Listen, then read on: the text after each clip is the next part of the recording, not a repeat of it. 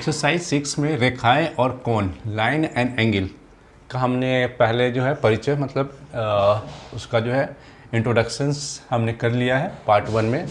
अगर आपने नहीं देखा वो वीडियो तो आप वीडियो जाके देख सकते हैं। पार्ट 1 में हमने टाइप्स ऑफ रेखाएं, कितने तरीके के कोण होते हैं, कौन कौन से कोण होते हैं, उनके बारे में हम लोगों ने डिस्कशन कर लिया है। तो अब चलते हैं आगे। इसमें आपको एक चीज़ जानने की ज़रूरत है कि रैखिक युग्म अभिगृहित, ये टर्म आपको बार बार यूज करना पड़ेगा। जब भी आप प्रॉब्लम को सॉल्व करेंगे तो वहाँ पे लिखना पड़ेगा किसके नियम से। इस टाइप का एक रैखिक युग्म अभिगृहित एक तरह का नियम है, ठीक है। किस नियम से, किसने कहा या किसके परिप्रेक्ष्य में जो है आपको ये शब्द लिख रहे हैं, ये आप जो भी लिख रहे हैं वो किसके परिप्रेक्ष्य में, उसका कोई प्रूफ होगा। तो रैखिक युग्म अभिगृहित, इसमें क्या कहा गया है? इसमें कहा गया है कि यदि कोई किरण किसी रेखा पर आधारित हो तो इस प्रकार बने दो आसन कोणों का योग 180 डिग्री होता है। इसको समझने की चीज़ है। देखिए कह रहे यदि कोई किरण किसी रेखा पर, आपको पता है रेखा क्या होता है, हमने बताया था, ये कोई रेखा है, ठीक है। रेखा का कुछ नाम है, सपोज कीजिए ए और बी जो है इसका नाम रेखा। यदि कोई किरण किसी रेखा पर आधारित हो, ठीक है, रेखा पर आधारित हो और उसके बीच में कुछ कोण भी बनना चाहिए, तो यानी कि रेखा पर आधारित इस तरीके का नहीं हो सकता है। कोई किरण जो होगा इस टाइप का होगा, ठीक है। इसके बीच में क्या है, कुछ कोण बनना चाहिए। एक कोण कौन सा बना, ये कोण, और दूसरा कोण कौन बना, ये कोण। ये सपोज के ओ है और ये जो है सी, ठीक। तो अब कह रहा है यदि कोई किरण, ये किरण है, किसी रेखा पे, ए बी रेखा पे आधारित है तो इस प्रकार बने दो आसन कोण, ये कोण और ये कोण का योग क्या होता है, 180 डिग्री होता है। यानी कि angle AOC plus angle BOC equal to होना चाहिए 180 डिग्री। अगर कहीं भी आप इस तरीके का क्वेश्चन देखेंगे और अगर ये आप लिखेंगे angle this plus this equal to 180 degree, तो आपको वहाँ पे ब्रैकेट में लिखना पड़ेगा रैखिक युग्म अभिगृहित से, ठीक है। किस नियम से, इस नियम से, ठीक है। इसका अब रैखिक युग्म अभिगृहित का जो है आपको विलोम भी होता है। विलोम क्या है कि यदि दो आसन कोणों का योग 180 डिग्री होता है, उल्टा दे रखा है कि दो आसन कोणों का योग 180 डिग्री होता है तो उनकी जो बाह्य भुजाएं, जैसे ये दो आसन कोण है, एक ये कोण है एक ये कोण है, दोनों का योग 180 डिग्री होता है तो उनकी दो बाह्य भुजा, बाह्य भुजा मतलब बाहर वाली भुजा, इसकी बाह्य भुजा कौन सी होगी, एक ये और एक ये, दोनों एक ही रेखा पे होता है, यानी कि AB लाइन पे ही होगा, ये अलग नहीं होगा। तो ये उसका विलोम है। इस चैप्टर में एक बहुत अच्छा थ्योरम है, उस थ्योरम को देखते हैं। पहले हम यहाँ पे एक थ्योरम है, थ्योरम इसको हिंदी में प्रमेय बोलते हैं। प्रमेय ये है, इसकी साधारण प्रतिज्ञा ये है कि यदि दो रेखाएं परस्पर प्रतिच्छेद करती है तो शीर्षाभिमुख कोण बराबर होते हैं। ये आपका साधारण प्रतिज्ञा दिया हुआ है।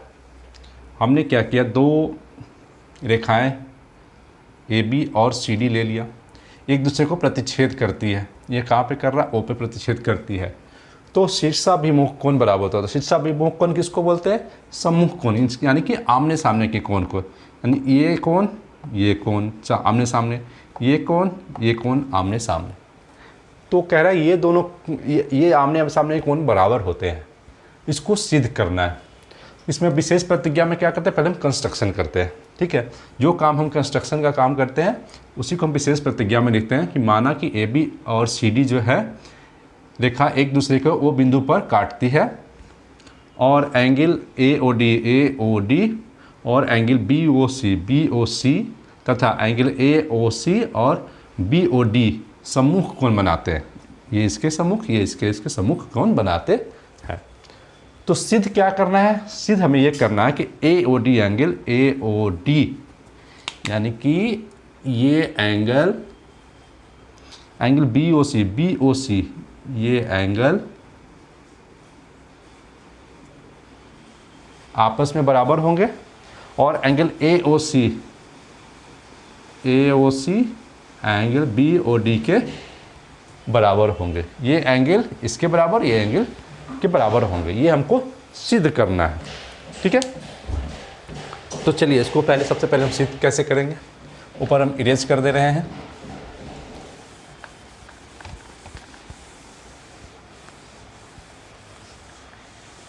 सिद्ध करना है।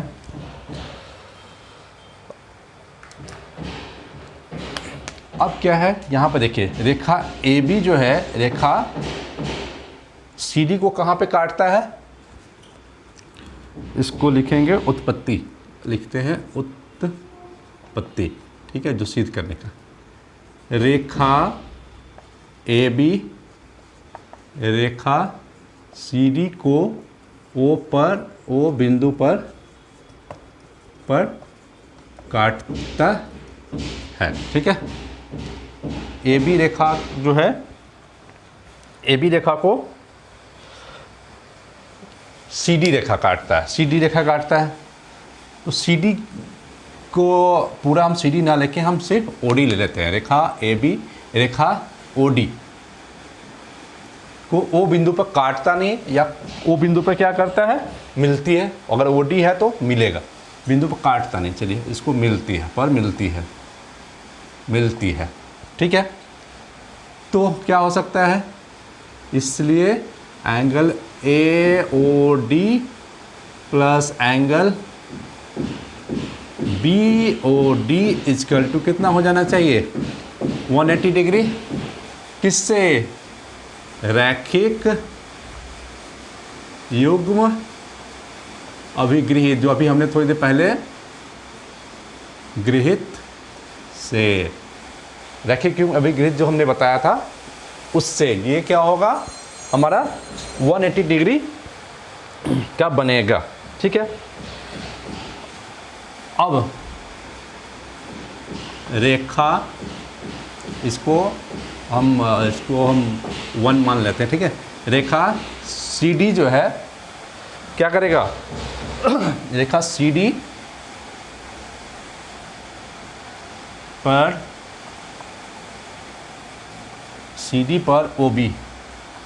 OB O बिंदु पर मिलती है, ये CD रेखा है, ये रेखा भूल जाइए, ये रेखा। अब क्या है, ये इस पे मिलती है।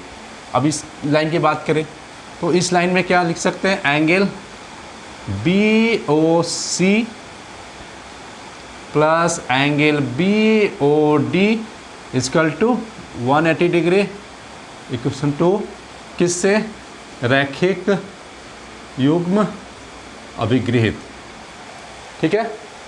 यहाँ तक हमारा समझ में आ गया। तो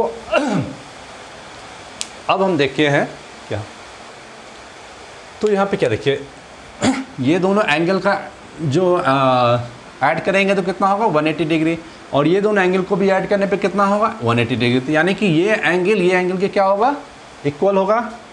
इसीलिए लिख सकते हैं angle AOD plus angle BOD equal to, ये भी 180 है, ये जब ये 180 है तो ये 180 है, तो ये equal BOC plus angle BOD लिख सकते हैं। BOD इधर भी है, BOD इधर भी है, तो क्या हो सकता है, एक साइड लेंगे तो ये प्लस माइनस हो जाएगा, तो क्या बचेगा, angle AOD equal to angle BOC, ठीक है। AOD इक्वल टू BOC, ये हमारा फर्स्ट जो है प्रूफ हो गया, पहला जो प्रूफ करना था, ठीक है। अब कहता है, यहाँ से इरेज कर देते हैं, 1 रहने दीजिए।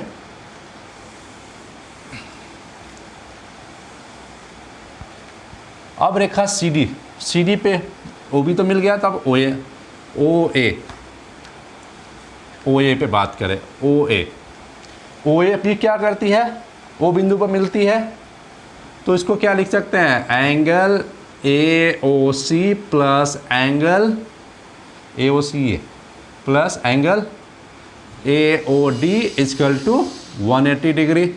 इसको इक्वेशन 3 मान लीजिए, किससे, रैखिक युग्म अभिगृहित से। ठीक है, तो अब क्या होगा, समीकरण 1 और 3 से, ये भी 180 तो ये भी 180, तो ये भी बराबर होगा।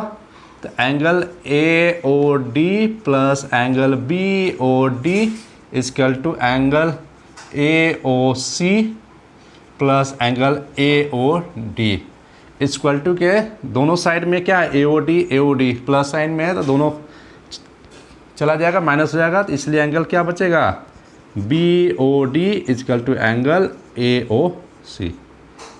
ये सेकेंड नंबर प्रूफ हो गया। बी ओ डी ये angle is equal to A O C, इससे क्या हुआ, हमारा प्रूफ हो गया। इसको हम लिखेंगे प्रूफ, इस तरीके से हमारा क्या होगा, प्रूफ हो गया। ये तो एक थ्योरम था जिसको हम प्रूफ कर दिए। अब चलते हैं एक्सरसाइज जो है हमारा एनसीईआरटी की जो बुक है उसमें एक्सरसाइज नंबर हमें देखना है, एक्सरसाइज 6.1 का पहला क्वेश्चन क्या कहता है। चलिए क्वेश्चन पहले लिख ले। क्वेश्चन है, फर्स्ट क्वेश्चन यहाँ पे दिया हुआ है उस कि आकृति में, ये आकृति इस तरीके का आकृति बना हुआ है।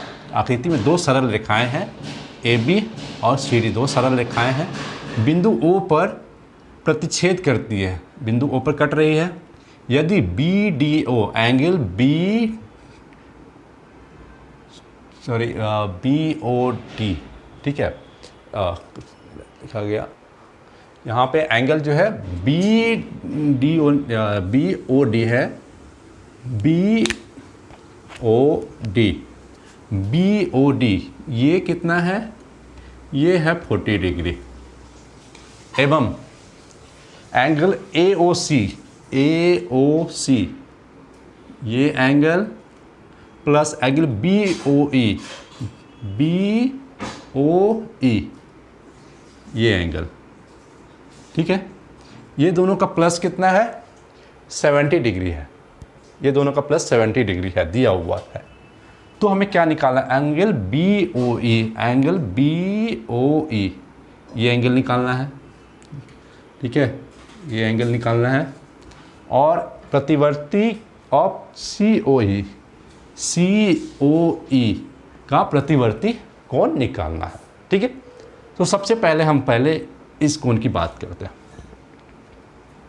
ये देखिए, जब हमने पढ़ा है कि जब दो सरल रेखाएं एक दूसरे को ओ बिंदु पर काटती है तो उसके शीर्षाभिमुख कोण क्या होते हैं, बराबर होते हैं। तो ए बी और सी डी यहाँ पे एक दूसरे को काट रहा है, प्लस चूँकि ए बी और सी डी एक दूसरे को ओ पर प्रतिच्छेद करती है तो क्या होगा, ये कोण इस कोण के बराबर होगा। इसलिए angle B O D is equal to angle A O C, ठीक है। तो बी ए डी की वैल्यू कितना है, बी ओ डी की वैल्यू 40 है, तो इसकी वैल्यू क्या हो जाएगी तो ये है तो आपका 40 degree is equal to A O सी, तो यानी कि ए ओ सी ये कितना हो गया हमारा, ये भी हमारा हो गया 40 डिग्री, ठीक है। अब क्या कह रहा है, यहाँ पे क्वेश्चन था ए O C plus B O ई, प्रश्न से अब लिखेंगे, प्रश्न से angle A O C plus angle B O E equal to था 70 डिग्री, क्वेश्चन में दिया हुआ था। यहाँ पे एंगल ए ओ सी कितना आया 40 degree plus B O E equal to 70 degree, इसलिए एंगल बी ओ ई कितना हो जाएगा, 40 इधर चला गया तो 30 डिग्री, यानी कि ये एंगल हमारा अब क्या आ गया, 30 डिग्री। ठीक है, जब ये एंगल हमारा 30 डिग्री आ गया तो अभी हमें दिख रहा है रैखिक युग्म अभिगृहित से क्या होगा, इसलिए angle A O C plus angle C O E plus angle B O E equal to कितना होना चाहिए, 180 डिग्री।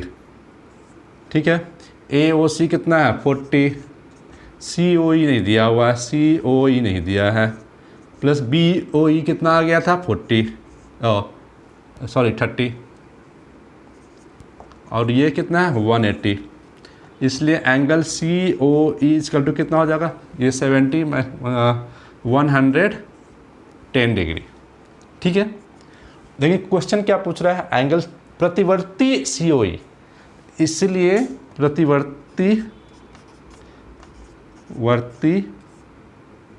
सी ओ ई, प्रतिवर्ती मतलब होता है 360 डिग्री माइनस जिस एंगल का प्रतिवर्ती बोला जा रहा है उसको हम लोग माइनस कर देते हैं सी ओ ई, यानी प्रतिवर्ती उसका वो होता है 360 में से उस एंगल को माइनस कर ले तो वो उसका प्रतिवर्ती हो जाता है। तो 360 minus 110 equal to 250 degree, answer ये हो गया आपका आंसर। चलिए सेकेंड नंबर क्वेश्चन देखें। क्वेश्चन नंबर सेकेंड, मैं यहाँ पे क्वेश्चन नहीं लिख रहा हूँ, क्वेश्चन आपको बुक्स में मिल जाएंगे। क्वेश्चन में कह रहा है कि ये बगल की आकृति है, आकृति में क्या कह रहा है, एक्स और वाई और एम और एन दो जो रेखाएं हैं एक दूसरे को ओ बिंदु पर प्रतिच्छेद करती है। ठीक है, और एक रेखा किरण जो है ओ से पी की तरफ जाती है, और उस कंडीशन में क्या है, पी ओ वाई ये जो है 90 डिग्री का एंगल बनाती है। ठीक है, जो दिया हुआ पहले वो लिखा हुआ है पी ओ एम, यानी कि ये एंगल जो है इसको हमने कहा गया ए यहाँ है, एम ओ एक्स इस एंगल को बोला गया बी। ठीक है, एक्स ओ एन ये एंगल को बोला गया सी। ठीक है, जो दिया हुआ हमने लिख लिया। फिर क्या कंडीशन दे रहा है, क्या A is to B is equal to 2:3, तो सी की वैल्यू निकालनी है, यानी कि इस कंडीशन से हमें ये सी की वैल्यू निकालनी है। ठीक है, तो चलिए पहले लिखते हैं क्या, a by B is equal to 2/3 लिख सकते हैं, और इसको क्या लिख सकते हैं, a/2 इजकल टू b/3 हो सकता है, और ये इजकल टू मान लेते हम k माना। ठीक है, सिंप्लीफाई करने के लिए, इसलिए यहाँ a इजकल टू क्या हो जाएगा 2k, और b इजकल टू क्या हो जाएगा 3k। जो पहले दिया हुआ है उसको लिख लीजिए, एकदम दिमाग में आपको ना क्लियर हो जाएगा कि अब हमें क्या करना है। आंसर आपके सामने, a और b की वैल्यू हमने निकाल ली, a और b की वैल्यू निकाल।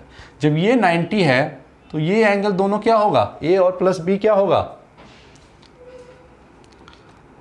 चूंकि a plus B is equal to कितना होना चाहिए 90 डिग्री होना चाहिए।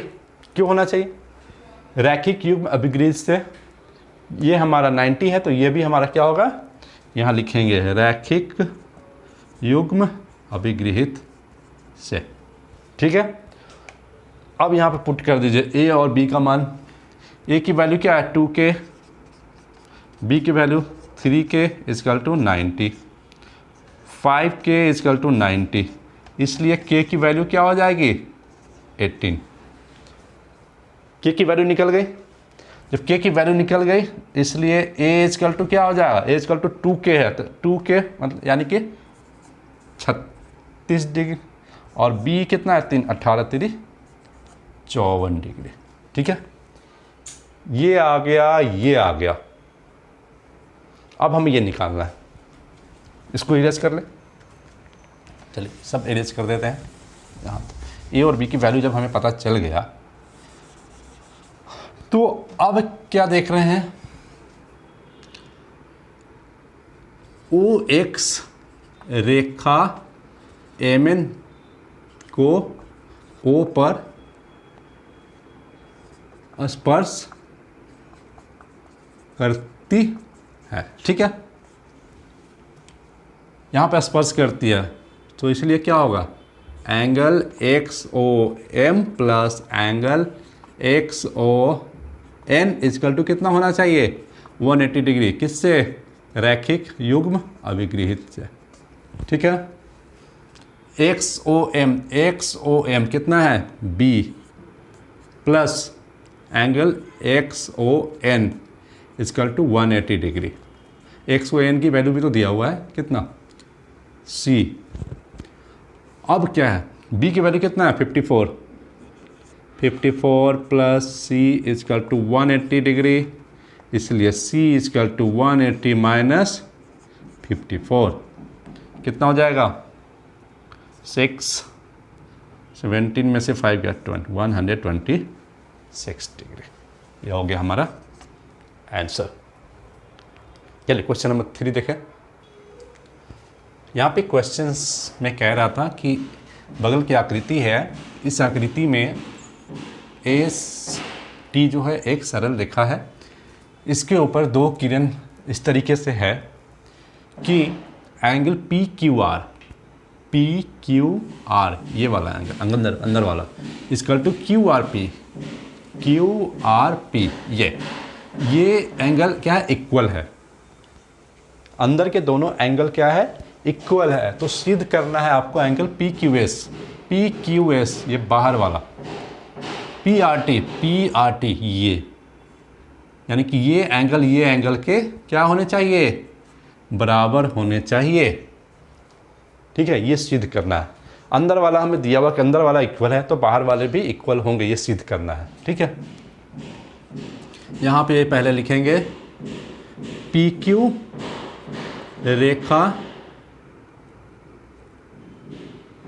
रेखा या किरण, रेखाखंड लिख सकते हैं, रेखाखंड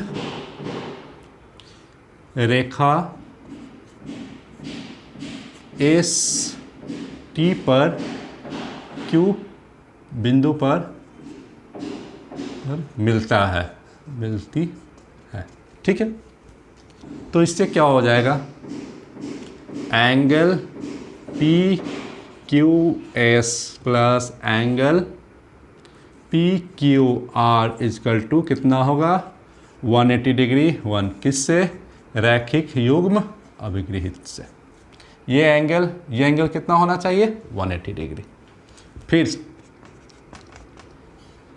पी आर रेखा एस टी को आर पर मिलती है या स्पर्श मिलती है, तो क्या बनेगा, angle P R T plus angle P R Q is equal to 180 degree. Equation second आ गया। अब क्या करना है हमें, इक्वेशन 1 और 2 से, ये भी 180 डिग्री, ये भी 180 डिग्री, तो ये इक्वल टू 1 होगा। समीकरण 1 और 2 से क्या, angle P Q S plus angle P Q R equal to angle P R T plus angle P R Q. ध्यान रखिएगा एक चीज़ में बताइए, जिधर से आप शुरू करेंगे एंगल हर बार उसी नंबर से शुरू करें। इससे ज़्यादा बेटर होता है कि आप असेंडिंग ऑर्डर में ले, P Q R S T, ये नहीं कि एक बार पी क्यू आर ले लिया, एक बार आर क्यू पी ले ले, तो आप कंफ्यूज कर जाएंगे। पी क्यू आर लेना है तो पी क्यू आर ही लेना है, आर क्यू पी नहीं लिखना है, ठीक है। तो यहाँ पे देखिए कुछ कॉमन दिख रहा है, पी देखो पी क्यू एस ये वाला angle plus P Q R, ठीक है, plus P Q R P R T is equal to P R Q. आ गया। अब क्या कह रहा है, यहाँ पे लिखेंगे चूंकि angle P Q R equal to angle P R Q, ये क्या है, इक्वल दिया हुआ है हमें यहाँ पे, तो इसलिए पी क्यू आर की जगह पे पी आर क्यू रख सकते हैं। तो ये पी क्यू आर की जगह पी आर क्यू रखें तो ये और ये दोनों क्या हो जाएगा, पी आर क्यू, और पी क्यू आर इक्वल है तो ये दोनों माइनस हो जाएंगे, इसीलिए angle P Q S is equal to angle P R T. आ गया, angle P Q S is equal to angle P R T. हमारा ये प्रूफ हो गया कि अगर ये इनके अंदर के कोण जो है बराबर होंगे तो दोनों के बाहर के कोण भी बराबर होंगे। प्रूफ। बस, चलिए नेक्स्ट। यहाँ पे जो फोर्थ क्वेश्चन है, फोर्थ क्वेश्चन में कह रहा है बगल में एक आकृति है, ओसी किरण और ओडी किरण किसी रेखा ओबी पे जो है मिलती है। कहाँ पे, ओ पे मिलती है। तो कुछ एंगल बनता है, उसमें एंगल है बी ओ सी, इसको एक्स कहा गया, एंगल ए ओ सी को Y, angle A O D को जेड, और एंगल बी ओ डी को डब्लू कहा गया। ठीक है। और कहा गया कि angle X plus Y equal to angle W plus Z, यानी कि ये एंगल जो है ये एंगल के इक्वल है। ठीक है। तो हमें सिद्ध करना है, क्या सिद्ध करना है, एंगल ए ओ बी एक सरल रेखा है। यानी सरल रेखा कब होगी, यानी कि ए ओ बी की वैल्यू कितनी होनी चाहिए, 180 डिग्री अगर हो जाए तो ये एक सरल रेखा होगी। चलिए अब हम देखते हैं यहाँ पे जो है ओ बिंदु पे जो है सारी किरणें, सपोज कि ये किरण सारी किरणें हैं। ठीक है। ओ ए ओ बी ओ सी ओ डी, तो सारी किरणें क्या है, ओ ए ओ बी ओ सी ओ डी बिंदु ओ पर मिलती है। तो क्या हो जाएगा, angle A O C plus angle A O D plus angle B O D plus angle B O C equal to 360 degree. ये पूरे एक गोले का जो एंगल होता है कितना होता है, 360 डिग्री होता है। ठीक है। सबकी वैल्यू क्या दी है, ए ओ सी कितना दिया हुआ, A O C Y plus A O D Z plus B O D W plus X is equal to 360 degree. ठीक है। यानी कि यहाँ पे लिख ले इसको, x plus Y plus W plus Z is equal to 360 degree. अब क्या कर रहा है, x plus Y equal to है डब्लू प्लस जेड। ठीक है। x प्लस वाई की जगह पे क्या लिख सकते हैं, W plus Z plus W plus Z is equal to 360 degree. 2 W plus Z is equal to 360 degree, इसलिए W plus Z is equal to कितना हो गया, 180 डिग्री। ठीक है। जब ये एंगल जो हो गया डब्लू प्लस जेड, ये एंगल जो हो गया पूरा 180 डिग्री हो गया, और डब्लू प्लस जेड जो है इक्वल है कितने, एक्स प्लस वाई के, इसलिए X plus Y equal to भी कितना हो जाएगा, 180 डिग्री।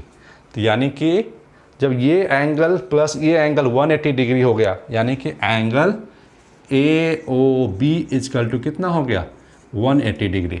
इसलिए यह क्या होगा, सरल रेखा होगा।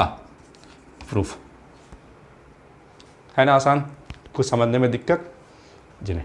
नेक्स्ट क्वेश्चन देखिए, एक क्वेश्चन है जिसमें कह रहा है कि पी क्यू कोई एक सरल रेखा है जिस पे ओ आर किरण जो है एक लंब है, लंब मतलब 90 डिग्री का एंगल बनाता है। एक और किरण है ओ एस जो एंगल पी ओ आर से को बीच से निकलती है। तो आपको सिद्ध करना है कि angle R O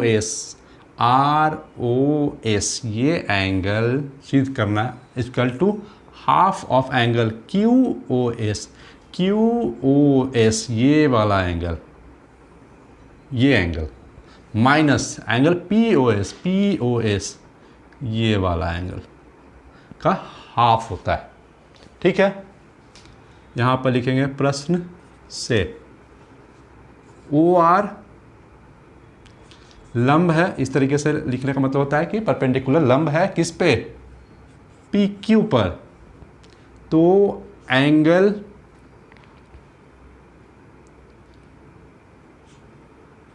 Q O R equal to angle हो जाएगा पी ओ आर होगा। इधर 90 डिग्री है तो इधर भी 90 डिग्री होगा, किससे, रैखिक युग्म अभिगृहित से। ठीक है, क्यू ओ आर ये होगा, यहाँ पर Q O R equal to P O R को क्या लिख सकते हैं, angle P O S plus angle P Q R O S लिख सकते हैं। ये दोनों का एडिशन होकर 90 डिग्री होना चाहिए। ठीक है, अब एंगल क्यू ओ आर ये है एंगल। इस एंगल को अगर हम इस एंगल में से हम माइनस कर दें, इतने में से इतना माइनस कर दें तो ये बच जाएगा। यानी कि देखिए angle Q O S minus Q O S ये में से सिर्फ ये घटा दे, माइनस आर ओ एस, इसको लिख सकते थे इतना equal to angle P O S plus R O S. ठीक है, इधर भी आर ओ एस माइनस में, इधर आर एस प्लस में, तो आर ओ एस एक साइड कर लेते हैं। तो R O S to R O S to angle R O S equal to क्या, इसको हम इधर ले आए तो ये हो जाएगा angle Q O S minus angle P O S, Q O S minus P O S. ठीक है, इसलिए angle R O S equal to 1/2 angle Q O S minus angle P O S. आ गया। जो पूछ रहा है, जिस टर्म में पूछ रहा है, जिस एंगल के बारे में बात कर रहा है, वो एंगल हम डिराइव करते चले जाएंगे, आपका आंसर आ जाएगा, बिल्कुल आ जाएगा, एकदम दिमाग में बैठ जाएगा आपको कि किस तरीके से हमको सिद्ध करना है। ये था क्वेश्चन नंबर 5, ये था क्वेश्चन नंबर 5। अब हम लोग क्वेश्चन नंबर, इसमें लास्ट क्वेश्चन नंबर है 6, वो हम करते हैं। 6 नंबर क्वेश्चन है, उसके अंदर पे एक डायग्राम दिया हुआ है कि x और y, x यहाँ है y, x y को p तक बढ़ाया गया है, एक रेखा बन गई, p तक बढ़ाया गया। उसके बाद कह रहा उसमें एक किरण जो है z तक बढ़ाई गई है, ताकि वो इस तरीके से बढ़ाई गई है कि x y z के बीच का एंगल जो है वो कितना होना चाहिए, 64 डिग्री होना चाहिए। और कह रहा एक और किरण जो है वह एंगल पी वाई जेड को समद्विभाजित करती है। वो वाई क्यू जो किरण है वो एंगल पी वाई जेड को समद्विभाजित करती है, यानी कि ये एंगल क्या है, इक्वल है।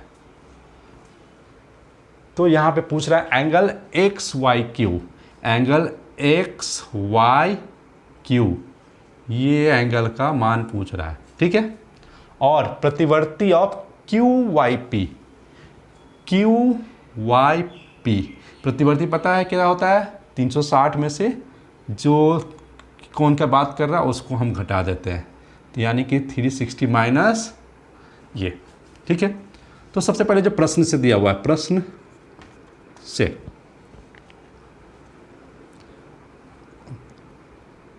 एंगल लिख सकते हैं angle X Y Z plus angle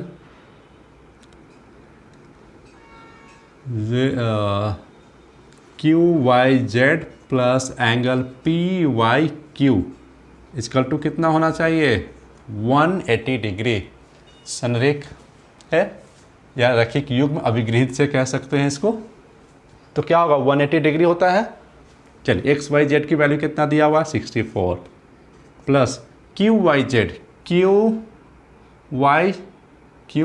ये एंगल प्लस ये एंगल। आपको पता है कि ये एंगल इक्वल है, तो दोनों में से कोई एक एंगल कॉमन कर दें तो 2 एंगल, हमें ये वाला एंगल लिखा था इसी को लिखते हैं Q Y Z equal to 180 degree. इसलिए angle 2 Q Y Z equal to क्या होगा 100 कितना आएगा 16, ठीक है। इसलिए angle Q Y Z equal to 58 degree. तो ये एंगल कितना होगा, ये वाला अंदर वाला 58, ये वाला भी 58, ठीक है। ये सब 58 हो गया। अब हमें निकालने के लिए क्या बोला है एक्स वाई क्यू, इसलिए angle X Y Q equal to क्या होगा angle X Y Z plus angle Q Y Z. X Y Z 64 degree plus Q Y Z 58 degree, 4 12 4 5 11 1 12 122 degree, ठीक है। इसकी वैल्यू क्या आ गई 122 डिग्री। अब पूछ रहा है कि प्रतिवर्ती ऑफ क्यू वाई पी कहाँ है, क्यू वाई पी कितना 58, इसलिए प्रतिवर्ती angle Q Y P equal to 360 degree minus angle Q Y P. 360 degree minus Q Y P कितना था 58 घटा दिया तो 302 डिग्री आंसर। तो इस तरीके से ये चैप्टर जो है आपका एक्सरसाइज 6.1 कंप्लीट हो गया है। इसमें मुझे नहीं लगता कि आपको कहीं कोई डाउट होगा। अगर कहीं आपको डाउट रह गया, कहीं समझने में कोई किसी क्वेश्चन में प्रॉब्लम रह गई, या इसके अलावा किसी भी बुक से आप पढ़ रहे हैं वहाँ किसी भी क्वेश्चन में आपको प्रॉब्लम आ रही है तो आप हमें कमेंट कर सकते हैं, मैं आपका उसको सॉल्यूशन आपको प्रोवाइड कराऊंगा, ठीक है। मिलते हैं नेक्स्ट वीडियो में। जय हिंद, जय भारत।